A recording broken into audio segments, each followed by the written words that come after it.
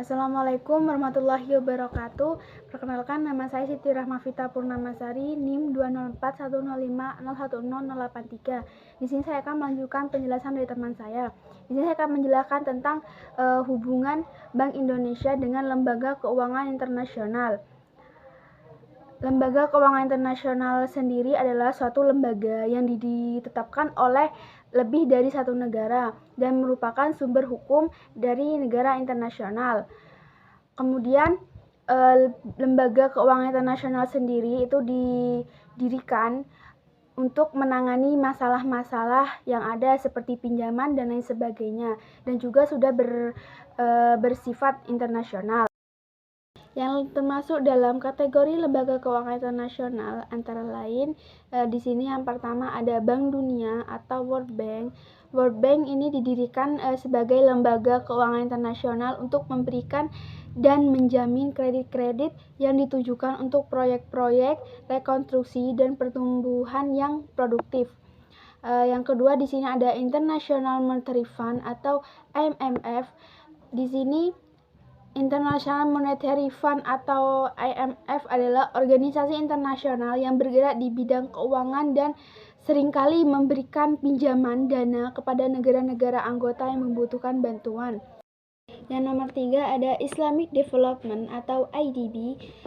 Islamic Development Bank sendiri ini adalah merupakan lembaga keuangan multilateral yang didirikan pada tahun 1975 atau 1392 Hijriah, didirikan oleh organisasi Konferensi Islam atau OKI untuk meningkatkan kualitas kehidupan sosial ekonomi negara anggota dan masyarakat muslim di negara bukan anggota berlandaskan prinsip-prinsip Islami atau syariah.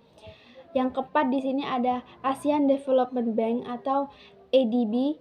ADB memiliki tugas yaitu untuk meningkatkan pertumbuhan ekonomi serta bekerja sama dengan semua pihak yang berkepentingan di Asia.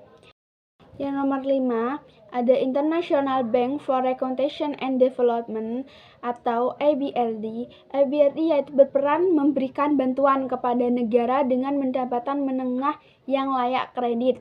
Badan ini didirikan pada tahun 1944, masih dari Nota Keuangan RAPBN 2014.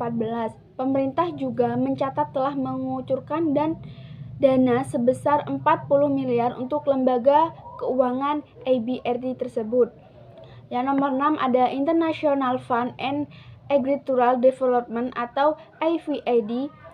Dana internasional untuk pengembangan agrikultural atau International for Agricultural Development disingkat IFAD adalah sebuah badan dari PBB yang didirikan pada 1977 untuk merespon penyediaan pendanaan dan penggerakan sumber-sumber tambahan untuk program-program yang khusus dirancang untuk pengembangan ekonomi wilayah miskin, terutama dengan pengembangan produktivitas agrikultural. Yang terakhir di sini ada International Finance Corporation atau IFC. International Finance Corporation adalah organisasi yang didedikasikan untuk membantu sektor swasta di beberapa negara berkembang. International Finance Corporation merupakan anggota Bank Dunia yang berfokus secara eksklusif pada sektor swasta. Selanjutnya di sini saya akan menjelaskan tentang hubungan bank sentral dengan negara maju dan negara berkembang. Hubungan bank sentral dengan negara maju dan berkembang dapat berbeda tergantung pada peran dan tanggung jawab yang diemban oleh bank sentral tersebut. Namun pada umumnya di sini bank sentral berperan sebagai pengatur dan pengendali moneter dan keuangan suatu negara serta menjaga stabilitas ekonomi dan keuangan. Pada negara maju, bank sentral memiliki peran yang sangat penting dalam mengatur dan mengendalikan kebijakan moneter. Bank sentral negara maju biasanya itu memiliki otonomi dan independensi yang cukup tinggi dalam mengambil keputusan. Selanjutnya, Pada negara berkembang, peran bank sentral biasanya lebih terbatas dibandingkan negara-negara maju.